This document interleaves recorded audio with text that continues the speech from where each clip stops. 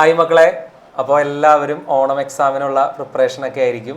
നമുക്ക് അടിപൊളിയായിട്ട് ഇന്ന് റിവിഷനൊക്കെ നടത്തണം. അപ്പോൾ 9th chapter 1, chapter 2, chapter 3, chapter 4, അതുപോലെ തന്നെ ബ്രിഡ്ജ് മെറ്റീരിയൽ. അപ്പോൾ ഇത്രയും ചാപ്റ്റേഴ്സിൻ്റെ ഒരു അടിപൊളി ഡിസ്കഷൻ, അടിപൊളി നല്ല പ്രീവിയസ് ഇയർ ക്വസ്റ്റ്യൻസും അതിൻ്റെ ഐഡിയാസും ഒക്കെ തന്ന് നിങ്ങൾക്ക് ഈ ക്ലാസ് കഴിയുമ്പോൾ ഒരു കംപ്ലീറ്റ് സാറ്റിസ്ഫാക്ഷൻ തരാനാണ് ഞാൻ മാത്രമല്ല കുറച്ച് സാറുമാരൊക്കെ ഇവിടെ ഉള്ളത്. അപ്പോൾ ഇന്ന് നമ്മൾ പൊളിക്കൂലേ? യെസ്, തകർക്കും. അപ്പോൾ ഞാൻ ഇന്ന് ആരൊക്കെയാണ് ക്ലാസ്സുകൾ എടുക്കുന്നതെന്നും അവർ ഏതൊക്കെ ചാപ്റ്റേഴ്സാണ് എടുക്കുന്നതെന്നൊക്കെ ഞാൻ പരിചയപ്പെടുത്താം. ഈ മുഖങ്ങളൊക്കെ കണ്ടിട്ടുണ്ടാവും. ആദ്യം തന്നെ നമ്മുടെ പ്രിയപ്പെട്ട ആകാശ് സാർ. യെസ്, ആകാശ് സാറേ. അപ്പൊ ഞാൻ ഇവർക്ക് ബ്രിഡ്ജ് മെറ്റീരിയലും 3ാമത്തെ ചാപ്റ്റർ, അവർക്ക് ഭയങ്കര ഇഷ്ടമുള്ള ചാപ്റ്റർ ആണെന്ന് അവരെ മുഖഭാഗം കണ്ടറിയാം. അതെ, ഇത് രണ്ടോട് ഞാൻ എടുക്കണേ. ആകാശ് സാർ ഏതെടുക്കണേ? പാര, പേഴ്സ് ഓഫ് ഇക്വേഷൻ ആണ് ആകാശ് സാർ എടുക്കാൻ പോണേ. ഇനി അടുത്ത സാറ് നമ്മുടെ പ്രിയപ്പെട്ട നവീൻ സാർ ഏത് ചാപ്റ്റർ ആണ് എടുക്കുന്നതെന്ന് എനിക്കൊരു ഡൗട്ട് ഉണ്ട്. നവീൻ സാർ പറഞ്ഞ കേൾക്കണില്ലെന്ന് എനിക്കൊരു ഡൗട്ട് ഉണ്ട്. ഓക്കെ, നവീൻ സാർ ഏത് ചാപ്റ്റർ ആണ്? അപ്പൊ മക്കളെ 4ാമത്തെ ചാപ്റ്റർ എടുക്കാല്ലോ സാറേ, സെറ്റ് ആക്കാം. പൊളിക്കും. നവീൻ സാറിന്റെ ഒരു ട്രേഡ് മാർക്ക് ചാപ്റ്റർ ആണ്. സാറേ ഒരു ചാപ്റ്റർ മിസ്സിംഗ് ആണ്. യെസ്, ഫീമെയിൽ പ്രസൻസ് വേണമെന്നുള്ളത് ഞങ്ങൾക്ക് നിർബന്ധമായതുകൊണ്ട് കൃഷ്ണപ്രിയ ടീച്ചർ അവിടെ എടുക്കുന്നുണ്ട്. യെസ്, കൃഷ്ണപ്രിയ ടീച്ചറെ കുറച്ചൊന്ന് അഡ്ജസ്റ്റ് ചെയ്ത് ഞങ്ങൾക്ക് നിൽക്കായിരുന്നു. ഓക്കെ, ടീച്ചർ ഏത് ചാപ്റ്റർ എടുക്കണേ? ഏത് ചാപ്റ്ററാ? യെസ്, അപ്പൊ ഇവിടെ എല്ലാ ചാപ്റ്റേഴ്സും ഉണ്ട്. അതിന്റെ ഒപ്പം ബ്രിഡ്ജ് മെറ്റീരിയൽ കൂടി എടുത്ത് അപ്പൊ ഓണം എക്സാം പൊളിക്കാൻ വേണ്ടി റെഡി ആവുകയാണ്. അപ്പൊ അധികം വൈകാതെ നമുക്ക് സ്റ്റാർട്ട് ചെയ്യാം. സാറെ തുടങ്ങാം നമുക്ക്. അപ്പൊ യെസ്, അപ്പൊ എല്ലാവർക്കും ഓൾ ദി ബെസ്റ്റ്, നല്ലൊരു ക്ലാസ് ആശംസിക്കുന്നു. ഹായ് മക്കളെ, അപ്പോൾ നമ്മൾ ആദ്യം തന്നെ ബ്രിഡ്ജ് മെറ്റീരിയൽ നമുക്കൊന്ന് സ്റ്റാർട്ട് ചെയ്യാം. അപ്പോൾ 2 ചാപ്റ്റേഴ്സ്, 2 പാർട്ടാണ് ഏറ്റവും ഇമ്പോർട്ടൻ്റ് ആയിട്ടുള്ളത്. അപ്പോൾ നമ്മളുടെ ഫസ്റ്റ് പാർട്ടിൽ വരുന്നത് ഏതാണെന്ന് നോക്കിയേ, ഡെസിമൽ ഫോംസ്, ദശാംശ രൂപങ്ങളാണ് കേട്ടോ. അപ്പോൾ അതിൽ ഏറ്റവും ഇമ്പോർട്ടൻ്റ് ആയിട്ടുള്ള കുറച്ച് ചോദ്യങ്ങളാണ് സാറ് ഡിസ്കസ് ചെയ്യാൻ പോകുന്നത്. നോക്കാം. ആദ്യം തന്നെ ഇതിൽ ഏറ്റവും സാധ്യതയുള്ള കുറച്ച് ക്വസ്റ്റ്യൻസ് നോക്കിയാടാ. 6/10, 73, അങ്ങനെ കുറച്ച് ചോദ്യങ്ങൾ കാണില്ലേ? ഇപ്പോൾ ഇതിൻ്റെയൊക്കെ ഐഡിയ സാർ വേഗം പറയാം.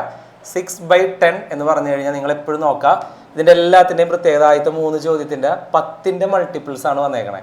ഇവിടെ 10 അല്ലേടാ, 10ൽ ഇവിടെ എത്ര സീറോ ഉണ്ടെന്ന് നോക്കി, 1 0. അപ്പോൾ ഇതിനെ ഡെസിമൽ ഫോം ആക്കാൻ പറഞ്ഞാൽ പോയിന്റ് കഴിഞ്ഞിട്ട് ഒരാളെ വരാൻ പാടുള്ളൂ, കാരണം ഇവിടെ 1 0 അല്ലേ. അപ്പോൾ പോയിന്റ് ആ മുകളിലുള്ള ആൾ തന്നെ വരും. അപ്പോൾ ഇതിൻ്റെ ആൻസർ 0.6 എന്നായിരിക്കും ഇതിൻ്റെ ഉത്തരം. ഇനി അടുത്തത് നോക്കി, 73/1000, 73/1000. അപ്പോൾ ഇതിനെ നമ്മൾ ഡെസിമൽ ഫോമിലേക്ക് മാറ്റുമ്പോൾ എന്ത് ചെയ്യണം? താഴെ 3 0 ഉണ്ട്. അപ്പോൾ പോയിന്റ് കഴിഞ്ഞ് 3 പേരെ വരാൻ പാടുള്ളൂ, പക്ഷെ ഇവിടെ 2 പേരല്ലേ ഉള്ളൂ. അപ്പോൾ ആ 2 പേരെ എഴുതാം. 3 പേര് വരേണ്ടത് കൊണ്ട് ഒരു 0 കൂടി ആഡ് ചെയ്യുക. അപ്പോൾ 0.073. സെറ്റല്ലേ? ഇനി അടുത്ത ചോദ്യം നോക്കി, അത് നിങ്ങൾ തന്നെ ഒന്ന് പറയണം കേട്ടോ. നിങ്ങൾ തന്നെ ഒന്ന് മനസ്സിൽ നോക്കാം. 6435 ഡിവൈഡഡ് ബൈ 100. അപ്പോൾ ഇതിനെ നമ്മൾ ഡെസിമൽ ഫോം ആക്കുമ്പോൾ നിങ്ങൾ എന്ത് ചെയ്യണം? ഇവിടെ താഴെ 2 0 അല്ലേടാ, 2 0 ആണെങ്കിൽ പോയിന്റ് കഴിഞ്ഞ് 2 പേരെ വരാൻ പാടുള്ളൂ. ഇവിടെ 4 പേരുണ്ട്, 2 പേർക്ക് മുമ്പ് പോയിന്റ് ഇടാം. അപ്പോൾ 3564.35. അപ്പം ഇങ്ങനെയാണ് ഇതിൻ്റെ ഐഡിയാസൊക്കെ വന്നത്. സിമ്പിൾ അല്ലേ? അപ്പോൾ ഇതിൻ്റെയൊക്കെ പ്രത്യേകത താഴെ 10ഉം 100ഉം 1000 ഒക്കെയാണ് വന്നത്. അപ്പോൾ ആ ടൈപ്പ് വന്നു കഴിഞ്ഞാൽ എല്ലാവരും സെറ്റാണ്. ഇനി അടുത്ത 2 ചോദ്യങ്ങൾ നോക്കിയാടാ. 3/5, 3/5. എടാ ഇത്ര ഓർത്താൽ മതി. 5ഉം 2ഉം വന്നു കഴിഞ്ഞാൽ അവർ ഒരു കോമ്പിനേഷനാണെന്ന് ഓർക്കുക. 5നെ കാണുകയാണെങ്കിൽ നിങ്ങൾ 2 കൊണ്ട് ഇൻറ്റു ചെയ്യുക, 2നെ കാണുകയാണെങ്കിൽ നിങ്ങൾ 5 കൊണ്ട് ഇൻറ്റു ചെയ്യുക. ഇനിയിപ്പോൾ വേറെ വല്ല 8 അല്ലെങ്കിൽ 4 ഒക്കെ വരികയാണെങ്കിൽ അതിനെന്ത് ചെയ്യണം? ഇപ്പോൾ 8നെ നിങ്ങളിങ്ങനെ ഫ്രാക്ടറൈസ് ചെയ്യുക. ഇപ്പോൾ എന്ത് വരുമെന്ന് നോക്കി, 2 × 2 × 2, അതല്ലേ 8. അപ്പോൾ 3 പ്രാവശ്യം 2 വരുമ്പോൾ 3 പ്രാവശ്യം 5 കൊണ്ട് ഇൻറ്റു ചെയ്യണം. താഴെ ഇൻറ്റു ചെയ്യുന്നത് തന്നെ മുകളിൽ ഇൻറ്റു ചെയ്യണം, അത്രേ ഉള്ളൂ. ഇതതുപോലെ തന്നെ 4ഉം ഒക്കെ അതുപോലെ തന്നെ ചെയ്യാം കേട്ടോ. ഇപ്പോൾ 3/5 ചെയ്യുമ്പോൾ നിങ്ങൾ ഇത്രയും ചെയ്താൽ മതി. ഒരു 2 കൊണ്ട് ഇൻറ്റു ചെയ്യുക, അപ്പോൾ 10ന്റെ പവറിലേക്ക് മാറ്റാം. താഴെ ഇൻറ്റു ചെയ്യുന്നത് തന്നെ മുകളിൽ ഇൻറ്റു ചെയ്യുക. അപ്പോൾ നമ്മുടെ ആൻസർ എന്ത് വരും? 3 × 2 6, 6/10 എന്നായി. ഇതിൻ്റെ എല്ലാവർക്കും പറഞ്ഞോട് ഉത്തരം നിങ്ങൾ തന്നെ ഒന്ന് പറഞ്ഞു നോക്കി എന്തായിരിക്കും. എല്ലാവരും എഴുതി നോക്കണം കേട്ടോ. അപ്പോൾ 6/10 എന്ന് പറഞ്ഞാൽ താഴെ ഒരു 0. അപ്പോൾ പോയിന്റ് കഴിഞ്ഞ് ഒരാളെ വരുള്ളൂ, അത് ഇയാളായിരിക്കും. 0.6 ആൻസർ കിട്ടി.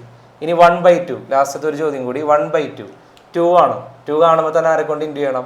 5 കൊണ്ട് ഇൻറ്റു ചെയ്യുക. താഴെ ഇൻറ്റു ചെയ്യുന്ന തന്നെ മുകളിൽ ഇൻറ്റു ചെയ്യുക കേട്ടോ. അപ്പോൾ 5/10 എന്ന് വരും.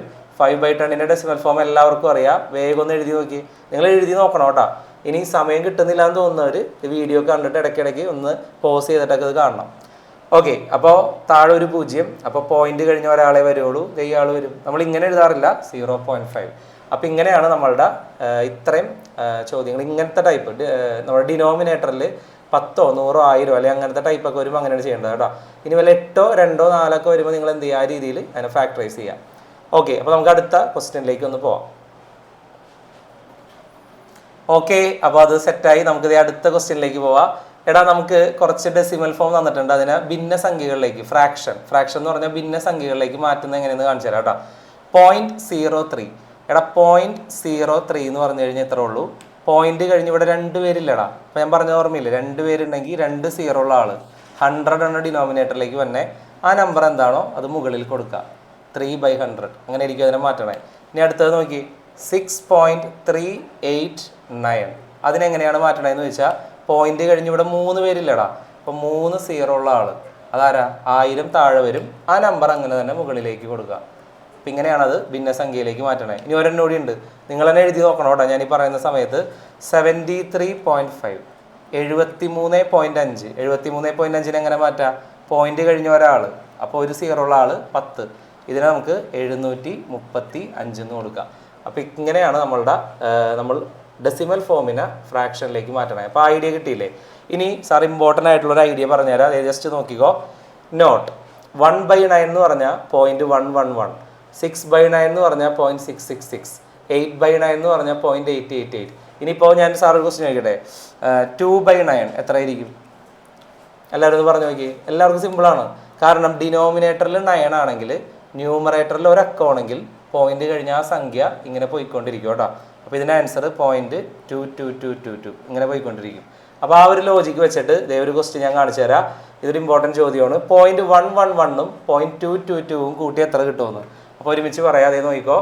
0.111ഉം 0.222 ഇത് കൂട്ടി എത്ര കിട്ടുമെന്ന് വെച്ചാൽ 0.111 എന്ന് പറഞ്ഞപ്പോൾ എല്ലാവർക്കും അറിയാം 1/9 പ്ലസ് 0.222 എന്ന് പറഞ്ഞപ്പോൾ എല്ലാവർക്കും അറിയാം 2/9. ഇത് കൂട്ടുമ്പോൾ എത്ര കിട്ടുമെന്ന് നോക്കി. ഡിനോമിനേറ്റർ സെയിം അല്ലേ? അപ്പം 9 അങ്ങനെ തന്നെ എഴുതി. 1ഉം 2ഉം കൂട്ടിയാൽ 3. 3/9 എന്ന് പറഞ്ഞ ആൻസർ എത്ര വരും? 0.333. എത്ര ഉള്ള അതിൻ്റെ ആൻസർ? സിമ്പിൾ അല്ലേ? ഇനി അതുപോലെ അടുത്തത് നോക്കി. 0.333 പ്ലസ് 0.777 കൂട്ടി എത്രയാണെന്നാണ് നമ്മളോട് ചോദിച്ചേക്കണേ. അപ്പോൾ 0.333 എന്ന് പറഞ്ഞാൽ എന്ത് വരും? 3/9. 0.777 എന്ന് പറഞ്ഞാൽ എന്ത് വരും? 7/9. അപ്പോൾ എത്ര വരും എന്ന് നോക്കി. 9 എന്ന് പറഞ്ഞാൽ ഇവിടെ 9 വരും. 7ഉം 3ഉം കൂട്ടിയാൽ 10 വരും. അപ്പോൾ 10/9 ജസ്റ്റ് നിങ്ങളൊന്ന് ഡിവൈഡ് ചെയ്ത് നോക്കാം. അപ്പോൾ അതൊന്ന് ജസ്റ്റ് നോക്കാം. യെസ് മക്കളെ, ഒന്നൊരു ഐഡിയ പറയാം സാറ്. 0.333ഉം 0.777ഉം കൂട്ടിയാൽ എത്ര കിട്ടുമെന്ന് വെച്ചാൽ സിമ്പിളാണ്. 0.333 എന്ന് പറഞ്ഞാൽ 3/9. 0.777 എന്ന് പറഞ്ഞാൽ 7/9. ഇത് കൂട്ടിയാൽ 10/9 ആണെന്ന് എല്ലാവർക്കും സെറ്റ് അല്ലടാ. ഇതിനെ നിങ്ങൾ എന്ത് ചെയ്യണമെന്ന് അറിയാമോ? ചുമ്മാ ഒന്ന് ഡിവൈഡ് ചെയ്ത് നോക്കി. 10/9 9 ഒരു പ്രാവശ്യം പോവും. 9 1. എടാ, ഇതിനെ നിങ്ങൾക്ക് മിക്സഡ് ഫ്രാക്ഷൻ മിശ്ര ഭിന്നമാക്കാൻ അറിഞ്ഞൂടെ? എങ്ങനെ വരുമെന്ന് നോക്കി. 1 പ്ലസ് 1/9 ഈ രീതിയിൽ നമുക്ക് എഴുതാം. ഇനി എല്ലാവരും നോക്കിയൊരു എളുപ്പ വഴി. 1 പ്ലസ് 1/9 പകരം നമുക്ക് എങ്ങനെ കൊടുക്കാം? 0.1111 ഇങ്ങനെ പോകും. അപ്പോൾ 1ഉം 0.111ഉം കൂട്ടിയാൽ എത്ര കിട്ടും? 1.1111. ഇതായിരിക്കും ആൻസർ തന്നെ കേട്ടോ. അപ്പോൾ അതാണ് എൻ്റെ ഐഡിയ. അപ്പോൾ ലാസ്റ്റ് നമ്മളുടെ ഈ ഒരു ഐഡിയ, പിന്നെ ഈ ഒരു ഡെസിമൽ ഫോമിൽ ഒരു ചെറിയൊരു ഐഡിയ കൂടി ഉള്ളൂ. അത് സാറ് പിന്നീട് വേറൊരു ചാപ്റ്റർ എടുക്കുമ്പോൾ അതിൻ്റെ ഒപ്പം ആഡ് ചെയ്ത് പറയാം. ഈ ഒരു ചോദ്യം കഴിഞ്ഞാൽ അത്യാവശ്യം നമ്മളെ കഴിഞ്ഞിട്ടാ. അപ്പോൾ ക്വസ്റ്റ്യൻ നോക്കി. 0.333 ഇൻറ്റു 0.666 ഇത് എത്രയാണെന്നാണ് ചോദ്യം. എടാ, ഇത് സിമ്പിളാണ്. 0.333 എന്ന് പറഞ്ഞാൽ 3/9 ഇൻറ്റു 0.666 എന്ന് പറഞ്ഞാൽ 6/9. അപ്പോൾ നിങ്ങളൊന്ന് ആലോചിക്കുക. നമുക്ക് ഡിനോമിനേറ്ററിൽ 9 കിട്ടിയാൽ ഉത്തരം പറയാൻ എളുപ്പമല്ലേ? അപ്പോൾ നമുക്ക് വലിയ ഫ്രാക്ഷനൊക്കെ ഉണ്ടെങ്കിൽ ഒന്ന് ചെറുതാക്കിയിട്ട് നമുക്ക് ചെയ്യാം. അപ്പോൾ നമുക്ക് ഉത്തരത്തിലേക്ക് എത്താം. 3/9 നമുക്ക് വേണമെങ്കിൽ വെട്ടിക്കളഞ്ഞൂടെ? 3ഉം 9ഉം 3 പ്രാവശ്യം വെട്ടിപ്പോവും. അപ്പോൾ 1/3 എന്ന് എഴുതാം. ഇൻറ്റു 6/9 നമുക്ക് എങ്ങനെ വെട്ടാം? ഡയറക്റ്റ് വെട്ടാൻ പറ്റില്ല. 2നെ നമുക്ക് കോമൺ ആയിട്ട് ഏതെങ്കിലും നമ്പർ കൊണ്ട് ഡിവൈഡ് ചെയ്യാം. എനിക്ക് തോന്നുന്നു 2നെ നമുക്ക് 3 കൊണ്ട് ഡിവൈഡ് ചെയ്യാം. ഇവിടെ 3 കൊണ്ട് ഡിവൈഡ് ചെയ്താൽ 2, ഇവിടെ 3 കൊണ്ട് ഡിവൈഡ് ചെയ്താൽ 3. അപ്പോൾ 1/3 ഇൻറ്റു 2/3. അപ്പോൾ ആൻസർ എന്ത് വരും? ഇൻറ്റു ആണ്, ഫ്രാക്ഷൻ ആണ്. നേരെ ഇൻറ്റു ചെയ്യുക, ഇങ്ങനെ ഇൻറ്റു ചെയ്യുക. 1 ഇൻറ്റു 2 2, 3 ഇൻറ്റു 3 9.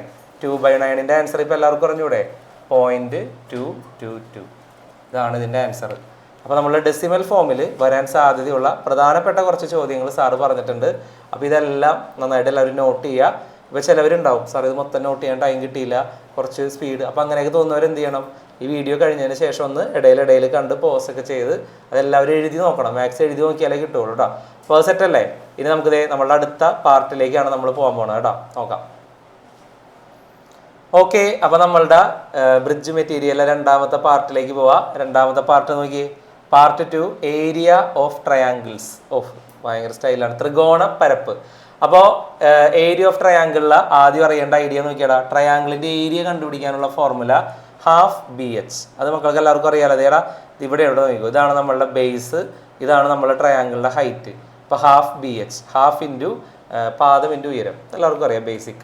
ഓക്കെ, ഒരു അടുത്തൊരു ഐഡിയ നോക്കി, all triangle with same base and third vertex on a line parallel to base have same area. അതിൻ്റെ ഐഡിയ ഇത്രേ ഉള്ളൂ. ഇപ്പോൾ സാറിന് ഇവിടെ ഒരു ട്രയാങ്കിൾ വരച്ചിട്ടുണ്ട്, ഇതാണ് ഇതിൻ്റെ ബേസ് എന്ന് വിചാരിക്കുക. അപ്പോൾ ഇതിന് പാരലായിട്ട്, പാരലൽ എന്ന് പറഞ്ഞാൽ എല്ലാവരും ഒന്ന് ആക്ഷൻ കാണിച്ചേ. പാരലൽ എന്ന് പറഞ്ഞാൽ എന്താ? യെസ്, ഒന്നെങ്കിൽ ഇങ്ങനെ അല്ലെങ്കിൽ ഇങ്ങനെ. അപ്പോൾ ഇതിന് പാരലായിട്ട് സാർ ഒരു ലൈൻ ഇങ്ങനെ വരച്ചെന്ന് വിചാരിക്കുക. അപ്പോൾ ഈ ലൈനിൽ ഞാൻ എവിടെയെങ്കിലും ഒരു പോയിന്റ് ഇട്ടെന്ന് വിചാരിക്കുക, എന്നിട്ട് ഈ ബേസിലേക്ക് തന്നെ ഞാൻ വരച്ചെന്ന് വിചാരിക്കും. അപ്പോൾ ഇവിടെ ഒരു ട്രയാങ്കിൾ വന്നിട്ടുണ്ട്. ഇനി ഞാൻ ഇവിടെ ഒരു പോയിന്റ് ഇട്ടെന്ന് വിചാരിക്കുക, ഈ ബേസിലേക്ക് വരച്ചെന്ന് വിചാരിക്കും. ഈ ട്രയാങ്കിൾസിൻ്റെ എല്ലാത്തിൻ്റെയും ഏരിയ സെയിം ആയിരിക്കും. അതാണ് ഈ എഴുതി വെച്ചേക്കണേ കേട്ടോ. എല്ലാ ട്രയാങ്കിളും ഒരേ ബേസാണ്. അതുപോലെ ഇതിന് പാരലൽ സമാന്തരമായിട്ടുള്ള വരയിൽ മൂന്നാമത്തെ മൂല വരുന്നതുമായിട്ടുള്ള എല്ലാ ട്രയാങ്കിളിൻ്റെയും പരപ്പളവ് സെയിം ആയിരിക്കും കേട്ടോ. അപ്പോൾ അതാണ് നമ്മളുടെ കോൺസെപ്റ്റ്. അപ്പോൾ അതിൻ്റെ ഒരു കൂടുതൽ ഐഡിയ നിങ്ങൾക്ക് അടുത്ത പടം കാണുമ്പോൾ മനസ്സിലാവും. ജസ്റ്റ് ഒന്ന് നോക്കിക്കോ. യെസ്, ഇതേ നോക്കിയേ, ഈ പടത്തിൽ ട്രയാങ്കിൾ എ ബി സി നിങ്ങൾ കാണുന്നുണ്ടാവും, ട്രയാങ്കിൾ എ ഡി സി കാണുന്നുണ്ടാവും, ട്രയാങ്കിൾ എ ബി കാണുന്നുണ്ടാവും. എല്ലാത്തിൻ്റെയും ഹൈറ്റ് സെയിം ആണ്. കാരണം എന്താണെന്നറിയാമോ? രണ്ട് പാരലൽ ലൈൻ ഉണ്ടെങ്കിൽ അതിൻ്റെ ഇടയിലുള്ള ഹൈറ്റ് സെയിം ആയിരിക്കും കേട്ടോ. ഇതൊക്കെ സെയിം ആയിരിക്കും. ഇപ്പം ഇത് രണ്ടാണെങ്കിൽ ഇത് രണ്ടായിരിക്കും, അല്ലാതെ ഇത് മൂന്നാവില്ല. ഇത് സെയിം തന്നെ അല്ലേ? അപ്പോൾ അതിൻ്റെയൊക്കെ ഹൈറ്റ് സെയിം ആണ്, ബേസ് സെയിം ആണ്. അതുകൊണ്ട് ഇതിനെല്ലാത്തിനും ഒരേ പരപ്പളവാണ്. അപ്പോൾ ആ ഒരു ലോജിക്ക് മക്കൾ മറക്കരുത്. ചിലപ്പോൾ ഇങ്ങനെ ചോദിക്കും, ഇങ്ങനെയുള്ള പടങ്ങളിൽ ഏതാണ് ഒരേ ഏരിയ ഉള്ളതെന്ന്. അപ്പോൾ അതെല്ലാവരും പറയണം കേട്ടോ. ഓക്കെ, ഇനി നമ്മുടെ നെക്സ്റ്റ് ഐഡിയ, ട്രയാങ്കിൾ ഡിവിഷനിലെ റൂൾ നമ്പർ 1 എന്താണ് പറയണതെന്ന് നോക്കിയേ. A line from the vertex of a triangle divide the opposite side and area in same ratio. എടാ അതിൻ്റെ ഐഡിയ ഇത്രേ ഉള്ളൂ. ഇപ്പോൾ ഒരു ട്രയാങ്കിൾ ഉണ്ടെന്ന് വിചാരിക്കുക. ആ ട്രയാങ്കിൾ പേരിപ്പോൾ എ ബി സി ആണെന്ന് വിചാരിച്ചോ. അങ്ങനെയാണെങ്കിൽ ഈ മൂലയിൽ നിന്ന് ഇതിങ്ങോട്ടൊരു ലൈനിങ് ഇപ്പോൾ വരച്ചെന്ന് വിചാരിക്കുക. ഈ ലൈൻ വരച്ചപ്പോൾ ഇതിൻ്റെ പേര് പി എന്നാണെന്ന് വിചാരിച്ചോ. അപ്പോൾ ഐഡിയ ഇത്രേ ഉള്ളൂ. ഇങ്ങനെ വരയ്ക്കുമ്പോൾ ഇതും ഇതും തമ്മിലുള്ള റേഷ്യോ എന്താണോ അത് തന്നെ ആയിരിക്കും ഇതും തമ്മിലുള്ള റേഷ്യോ. ഇപ്പോൾ ഫോർ എക്സാമ്പിൾ ഇതിപ്പോൾ 5ഉം ഇതിപ്പോൾ 10ഉം ആണെന്ന് വിചാരിക്കും. അപ്പോൾ ഇത് തമ്മിലുള്ള റേഷ്യോ എത്ര വരും? 1:2. ഇതിൻ്റെ ഇരട്ടിയല്ലേ ഇവിടെ. അപ്പോൾ ഈ രണ്ട് ട്രയാങ്കിളിൻ്റെ ഏരിയയുടെ റേഷ്യോയെ അതുപോലെ ഇരിക്കുമെന്ന്. റേഷ്യോ എന്ന് പറഞ്ഞാൽ അംശബന്ധം. ഇപ്പോൾ ഇവിടെ ഒരു 10 ആണെങ്കിൽ അല്ലെങ്കിൽ ഇവിടെ ഒരു 50 ആണെങ്കിൽ ഇവിടെ 100 ആയിരിക്കുമെന്ന്. ഇരട്ടി ആയിരിക്കും എന്നാണ് ഉദ്ദേശിക്കുന്നത് കേട്ടോ. അപ്പോൾ നിങ്ങൾക്ക് ഞാനൊരു പടം കാണിച്ചു തരാം. അപ്പോൾ അതിൻ്റെ ഐഡിയ മനസ്സിലാവും. ഒന്ന് സ്ക്രീനിലേക്ക് നോക്കിക്കോ. പടത്തിൽ നിങ്ങളൊരു ട്രയാങ്കിൾ കാണുന്നുണ്ട്, അതിൻ്റെ പേര് എ ബി സി. ഉള്ളിൽ കുഞ്ഞ് രണ്ട് ട്രയാങ്കിൾ കണ്ടാണ്. അതെ, ഇതിൻ്റെ ഏരിയ എന്ന് പറഞ്ഞാൽ A1, ഇതിൻ്റെ ഏരിയ A2. അങ്ങനെയാണെങ്കിൽ AD = DB, ഇതേ ഇസ്റ്റു ഇതെന്ന് പറഞ്ഞാൽ A1 = A2 ആയിരിക്കും. അതാണ് റൂൾ നമ്പർ 1. ഓക്കെ, സെറ്റല്ലേ? പിന്നെ വേറൊരു ഐഡിയ കാണിച്ചു തരാം, വെരി ഇമ്പോർട്ടൻറ്റ്. ഈ ഒരു എക്സാമ്പിൾ കണ്ടു കഴിഞ്ഞാൽ പരീക്ഷയ്ക്ക് വരും കേട്ടോ. അതെ, ABC എന്നുള്ളൊരു ട്രയാങ്കിൾ ഉണ്ട്. സി എന്നുള്ള മൂലയിൽ നിന്ന് ഇങ്ങോട്ടൊരു ലൈൻ വരച്ചിട്ടുണ്ട്. ഈ കഷ്ണം 2ഉം ഈ കഷ്ണം 5ഉം ആണ്. അപ്പോൾ ടോട്ടൽ നോക്കിയാടാ 7ആണ്. 7ൽ 2 ഭാഗം ഇവിടെ, 5 ഭാഗം ഇവിടെ. അപ്പോൾ നമ്മുടെ ഏരിയയുടെ കഷ്ണങ്ങൾ അങ്ങനെ തന്നെ ഇരിക്കും കേട്ടോ. ടോട്ടൽ എത്രയാണോ അതിൽ 2 ഭാഗം ഇവിടെയും പോവും ഇവിടെയും പോവും എന്ന് പറഞ്ഞു കഴിഞ്ഞാൽ ഇത്രേ ഉള്ളൂ. AP = PB എന്ന് പറഞ്ഞു കഴിഞ്ഞാൽ area of triangle APC = area of triangle BPC. 2:5 ആയിരിക്കും അതിൻ്റെ റേഷ്യോ. അല്ലെങ്കിൽ മക്കൾക്ക് ഇങ്ങനെ പറയാം, APC എന്നുള്ള ട്രയാങ്കിളിൻ്റെ റേഷ്യോ എന്ന് പറഞ്ഞാൽ എത്ര ആയിരിക്കും?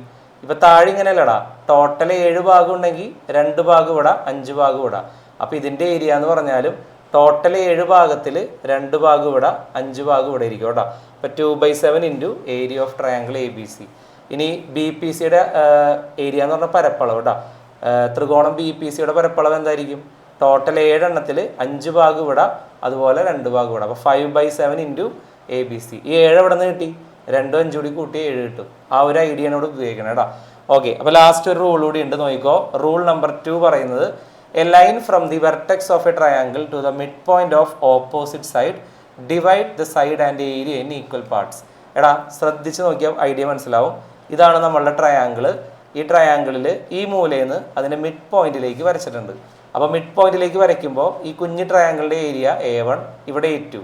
മിഡ് പോയിന്റിലേക്കാണ് വരയ്ക്കണമെങ്കിൽ ഈ 2 കഷ്ണങ്ങൾ സെയിം ആയിരിക്കും. ഇതിൻ്റെ ഏരിയ 10 ആണെങ്കിൽ ഇവിടെ 10 ആയിരിക്കും, ഇവിടെ 20 ആണെങ്കിൽ ഇവിടെ 20 ആയിരിക്കും കേട്ടോ.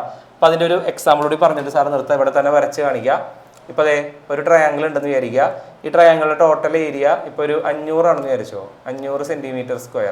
ഈ മൂലയിൽ നിന്ന് ഇങ്ങോട്ട് ഒരു മിഡ് പോയിന്റിലേക്ക് വരച്ചിട്ടുണ്ടെങ്കിൽ ഇതിൻ്റെ ഏരിയയും പകുതിയായിരിക്കും. അപ്പോൾ ഇതിൻ്റെ ഏരിയ എന്ന് പറഞ്ഞാൽ 250 ആയിരിക്കും, ഇതിൻ്റെ ഏരിയ 250 ആയിരിക്കും. ടോട്ടൽ 500 അല്ലേ, പകുതി ആയിരിക്കുമെന്ന്. അപ്പം അത്രേ ഉള്ളൂ നമ്മളുടെ ഐഡിയ. അപ്പോൾ എല്ലാ കാര്യങ്ങളും ടച്ച് ചെയ്തിട്ടുണ്ട്. ഇനിയും 1-2 അനുബന്ധമായിട്ടുള്ള കാര്യങ്ങളുണ്ട്, അത് സാറ് അടുത്ത ചാപ്റ്റർ പറയുമ്പോൾ അതിൻ്റെ കൂടത്തിൽ പറയാം. അപ്പോൾ എന്തായാലും ഇത്രയും കാര്യങ്ങൾ അടിപൊളിയായിട്ട് എല്ലാവരും മനസ്സിലാക്കുക. ബാക്കി അടുത്ത കാര്യങ്ങൾ പറയാൻ ടീച്ചേഴ്സ് റെഡിയാണ്. സൂപ്പറായിട്ട് എല്ലാവരും ഇരിക്കുക. നോട്ട്ബുക്കിൽ ഇതൊക്കെ നോട്ട് ചെയ്യാം കേട്ടോ. ഓക്കെ.